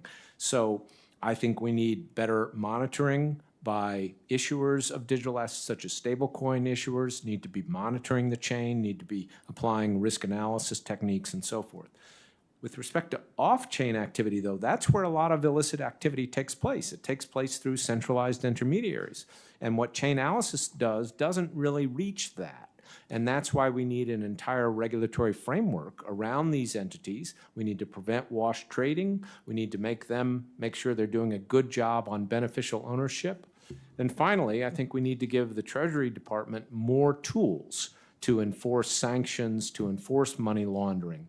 And there were a number of proposals made about 2 years ago that would enhance its authorities because digital assets are bearer instruments and they can be transferred, on blockchains. And so I think the Treasury Department needs greater authority to impose sanctions and other measures on offshore entities that might be harboring this activity. And there's a variety of other things I'd be happy to discuss with you. I appreciate that. I want to turn to you, Mr. Painter, and you indicate in your testimony and your writings that the avoidance of even the appearance of a conflict of interest, the appearance of corruption, is critical to ensuring public integrity of the crypto markets, and I agree with that statement. Would you agree that when Eric Trump visited the UAE shortly in advance of President Trump's visit there and helped broker a transaction where the UAE state-owned firm MGX executed a $2 billion transaction in the Trump family stablecoin, that creates the appearance, at least, of a conflict of interest? It's terrible, and it may be a lot more than the appearance of conflict of interest. And the president, of course, followed up a visit of his own there and made a deal with a separate UAE state-owned company that allowed the transfer of very sensitive U.S. chips and AI technology to that other company called G42. It turns out that the chair of G42, the company that received the sort of crown jewels of US AI technology, and the chair of the company MGX that Eric Trump did the deal with, is the same person. Would you agree that that also creates the stench of corruption? It certainly does. I think it's pretty straightforward as well for anybody looking at the facts. Thank you, Mr. Chairman. Senator Blunt Rochester. Thank you, Mr. Chairman, and thank you to the witnesses. I really welcome this hearing and the opportunity for serious, sustained engagement in digital asset market structure. This is enormously complex and could fundamentally reshape the bones of our economy. We've already seen what happens when digital finance grows without guardrails, the collapse of FTX, Terra Luna, and Celsius wiped out billions in consumer savings and exposed glaring regulatory gaps. When regulation lags innovation, real people get hurt. At a time of rising prices and growing wealth inequality, I'm sure I'm that back, we guys. can all Had to agree eat. that the last thing we need is to rush or have a poorly designed market structure bill. And at the same time, I strongly believe in innovation. That's why I joined Senators Moreno and he to introduce the Bipartisan Deploying American Blockchains Act. And I support a bipartisan, thoughtful, transparent, and inclusive process, especially for legislation that could shape the future of U.S. capital markets. My first question is for you, Mr. Painter. What are the risks if Congress moves forward too quickly in legislating without broad input and clear understanding of market consequences? And how do we ensure that this process produces a bipartisan framework that can stand the test of time? The risk is that we repeat the experience of regulating the banks in the 1920s and the depression that followed, 10 years of depression. The risk is that we repeat what happened in 2008 when campaign contributions poured into Congress from the securities-based swap industry, elsewhere in the financial services industry, and we had decades of deregulation. The economy collapsed. Millions of American families losing their homes, people unemployed. We've been through this again and again.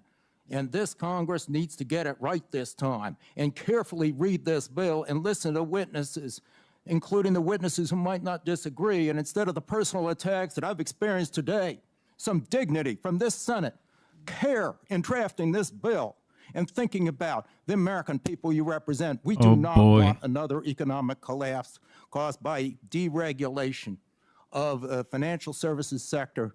And I want to ask you all, do you understand the bill? Have you listened to all sides? And are you willing to allow the regulators to use their expertise to watch what's going on in this sector, as Chairman Massad has suggested that you should? Please, we don't want to go through those experiences again. Give me Thank you, Mr. Brad. Painter. You show why this is so vital that we get this right, Democrats. because it will touch all of us. Mr. Massad, some proposals would let crypto companies decide for themselves which rules apply and which regulator they'd answer to. And that sounds a lot like the businesses picking their own cop on the beat, so to speak. How should Congress design a system that applies the rules fairly and earns the public's trust? Well, I think Congress should think in terms of principles, not trying to write detailed rules, because I think those can quickly become obsolete.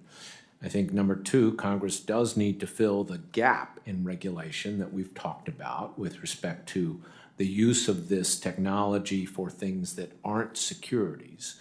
But, you know, to your point about the problems here, I mean, the problem with a lot of the proposals is that they try to write detailed rules that I don't think are going to provide the clarity, and I think will provide a lot of opportunities for simply evasion of their intent. I respect the goals. The goal is clarity. We all want that. But I think you've got to be very careful about how you achieve that. Some people talk about regulatory standards for centralized systems, that they're inappropriate for crypto because it's inherently I decentralized. wonder how the U.S. government But might many of work these with protocols crypto. are run by centralized teams that control governance, the incentives, and even the code. So how should Congress decide when a so-called decentralized protocol acts more like a centralized financial intermediary and regulate it as such? I think the principle Congress should have is just because it's decentralized doesn't mean it's free of regulation. Regulation may be different, but for example, if we had a decentralized protocol that became the primary market for trading Treasury securities, we would not say, oh, because it's a decentralized protocol, we don't need to worry about regulation. So I think we may need different rules, but we still need rules. Thank you so much. I yield back. Thank you, Senator Kim. Yeah, thank you, Chairman. Mr. Levin, I'd like to just start with you. You know, I had gone through the Chainalysis 2025 Crypto Crime Report. First of all, thank you for that type of detail. But I wanted to ask you if you could elaborate on the role of mixers, other types of smart contracts, other types of. I guess they're really anonymization going to tools, regulate in these terms of mixers and everything. facilitating illicit finance, illicit trading. Thank you, Senator, and appreciate you taking the time to read the report. We at Chainalysis track the different types of anonymizing techniques used by illicit actors to thwart law enforcement actually being able to get after them. And actually, we have seen that mixers are used by illicit actors to cover their tracks in terms of laundering proceeds of crime. But there is also another side of this, which is it's possible to continue to trace through certain types of mixers in certain instances, and we've seen law enforcement be successful in those regards. I would say that it is important, as the committee thinks about regulating this space, to look at what are the residual risks that are there, given all of the tools in the disposal of law enforcement and all of the authorities that intelligence and law enforcement has in this domain. I just want to make sure that I'm building this out right. So, for instance, you talked about in your hearing, in your testimony, that public ledgers underpin most digital asset activity, allows for visibility, certain amount of transparency. But, am I right that these anonymization tools are ones that obfuscate, that make it more difficult to be able to track? Yes, Senator, it is correct that the majority of activity on these ledgers is transparent, and you can see which entities are involved. And Chainalysis provides the unique intelligence about whether it is a mixer that is transacting or whether that is a centralized exchange. And so it is possible to identify that activity. It is also possible in certain instances to actually be able to trace through those mixers and continue the hunt for a law enforcement agent. I understand that in terms of the analysis to be able to track, but it does do a lot of that after the fact, after the transactions have already occurred, which makes it very difficult to be able to try to actually intervene, to be able to prevent these transactions from occurring. But I don't discount the fact that it's certainly helpful, especially when it comes to writing SAR reports or other things afterwards. Who are some of the actors that we're talking about here? I mean, we're talking about countries like North Korea and Iran, is that right? Yes, Senator, really any illicit actor that is using cryptocurrency can use any type of service, and we've seen DPRK and we've seen Iran use mixers. We also see different terrorist groups, is that correct? In general, we have seen that terrorist organizations actually use very convenient technologies to be able to fundraise or pay people, and so we have seen less use of mixers in the context of terrorist financing actually than you would expect. So terrorist groups still utilizing crypto in different ways, as well as cartels and other organizations like that. Is that right? Senator, the illicit actors globally use the same technologies, the same services that all of us who use cryptocurrencies use, which is any type of instrument in cryptocurrencies. Mr. Garlinghouse, I'd like to just there you turn go. to you. I mean, I just want to get your thoughts on this. I mean, do you acknowledge what Mr. Levin's saying in terms of the illicit actors, the bad actors being able to utilize crypto right now? And I certainly appreciate the efforts that your company has made in terms of AML, but we're still seeing these problems. Is that something that you see and recognize as well? Ripple has always been a compliance-first company, and as I said in my early testimony, we have over 60 licenses around the world. That being said, I think anytime you see bad actors, they're looking for, as Mr. Levin said, whatever the easiest path is. They use cash, they use other assets. I've even read about them using gold.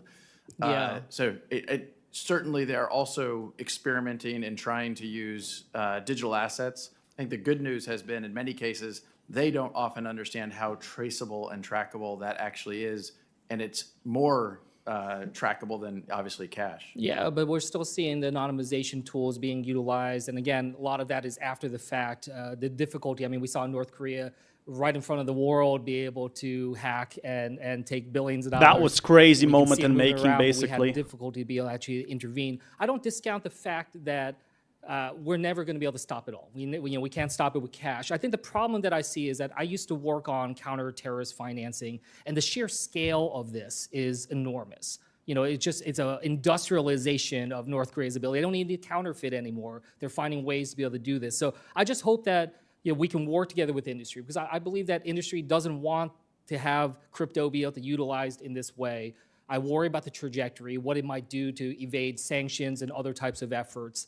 And this is something that I hope that we can address, especially when we're talking about over $50 billion just last year being used for illicit actors in this space. So I hope that this is something we can build off from. We had some efforts in this in a bipartisan way in the Genius Act, and I hope that we can make this a priority to make sure that we're trying to stop the terrorist groups, the cartels that we have talked about standing up against in so many different ways. And with that, I'll yield back. That was good. That was good. Thank you, Mr. Chairman, for holding this hearing and for indulging us in finally addressing the topic of digital assets. When I arrived here 4.5 years ago, actually, this is pretty awesome. Garlinghouse. Digital assets, and to the extent It's that a pretty there good one. There was a lot of drama, a lot of content. because it is something about which people knew very little, and in some cases still know very little. Yet Bring the it. industry has innovated and grown and become a force in our economy, and in fact, in the global economy. We now see one digital asset company not only make an appearance on the S&P 500, but come into the S&P 500 in about the 135th position. That's how big this company is. We see several companies going public this year that are based in the digital asset industry. Yet we've seen foreign countries get ahead of the United States in terms of establishing a lot clear of these countries framework for digital set up before assets. U.S. and made a huge We have advancement. allowed regulatory agencies that are unfriendly toward this asset to use regulatory functions such as enforcement actions to bring about a regulatory morass for these industries when they've been unable to find out Ask questions, what regulatory lady. framework they're supposed to follow, not having received clear guidance from Hope they the can find some stuff regulatory how to make agencies crypto to which better they're as well. That subject would be and hope nice. to comply. So we Like, finally find a have way. an industry coming and requesting regulation, so we know the rules of the road, so we can integrate this tremendous new technology into our economy. And so the time has come, and Mr. Chairman, I'm so pleased that you recognize the relevance, importance of the United States leading in this space. I also want to thank Senator Kirsten Gillibrand, who joined me shortly after I arrived here in drafting legislation that has been out for 4 years, that people could look at, that people could comment on, that we could reform and change as the industry grew, and their ability to shape the regulatory framework that protects consumers, but that also works for the innovators. And that is the point at which we've arrived today. We are ready to take that step. So I want to thank my colleagues on the other side of the aisle for their diligence in working with our side of the aisle to bring legislation about, starting with the Genius Act that dealt with the stablecoin component of digital assets, and now moving into the commodities and securities portion of a market framework. I believe we're taking the right step and not a moment too soon. You know, government's always been afraid of innovation, and the innovators in our country have had to cross barriers in order to achieve what humans are capable of and have to fight government to surpass. You look at the internet, that the cypherpunks of the 80s and 90s were creating code and using cryptography, and the government was afraid of it, so the NSA called it a weapon, cryptography a weapon, and classified it as something that should not be available to the general There's public. so little regulation But our before courts in on this country XRP.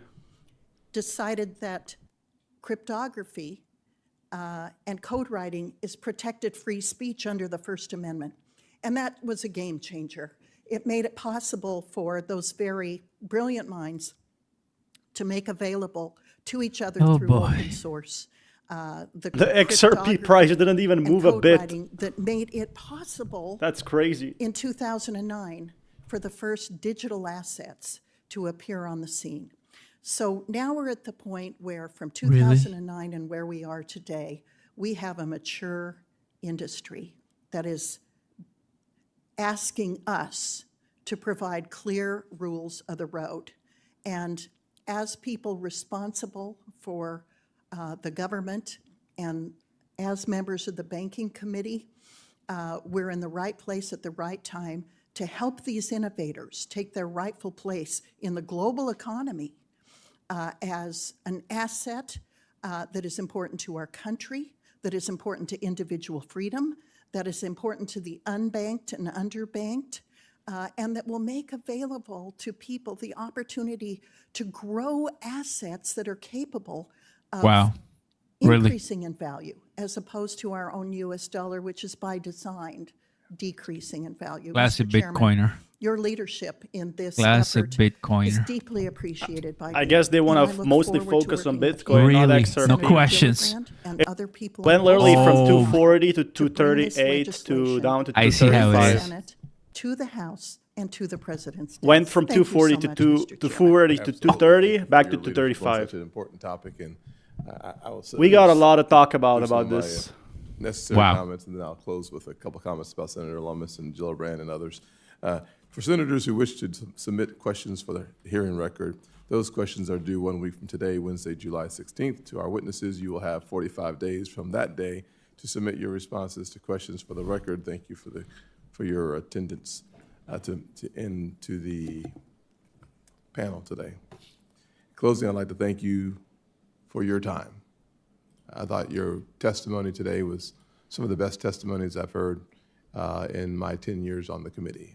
They were clear, they were consistent, they were forward-looking. It was a good stream, though. Mostly, not all, mostly forward-looking. I truly appreciate that approach to it. I will say that Senator Lummis and Senator Gillibrand have worked on this topic for a number of years and are, frankly, thought leaders on both sides of the aisle. I think they're very important thought leaders. I hope we all remember and remember very clearly that our words are containers of power. We can weaponize them against Senator Gillibrand or President Trump if we want to. I think it marginalizes what you have to say. I think it reduces your actual contribution to this hearing. And I think it trivializes such a really important issue. And I think we should keep our focus on the main thing. And the main thing is safeguarding investors, protecting the marketplace, and protecting our nation's security. And that should be our objective. And that's what I heard mostly here today. And I hope that as we move forward on market structure, this is just a first step, guiding principles. We have not put forth legislation yet, but as we do so, we will do so not as red or blue, but those committed to red, white, and blue. And that is our objective, and we will achieve that objective. Thank you all for being here. Meeting adjourned. Wow, that was a long one. But we did find out a lot of stuff now. That is pretty much tons of viewership. Thanks, Oscar, for checking this out. But there's a lot to unpack here. Like, seems like they want to work with crypto and they want to go long term. But again, they have so many issues with crypto. XRP didn't even get its voice while people were saying the price will pump. Actually, price was crashing because XRP was not the main thing of this talk. You know, XRP wants to work with the government.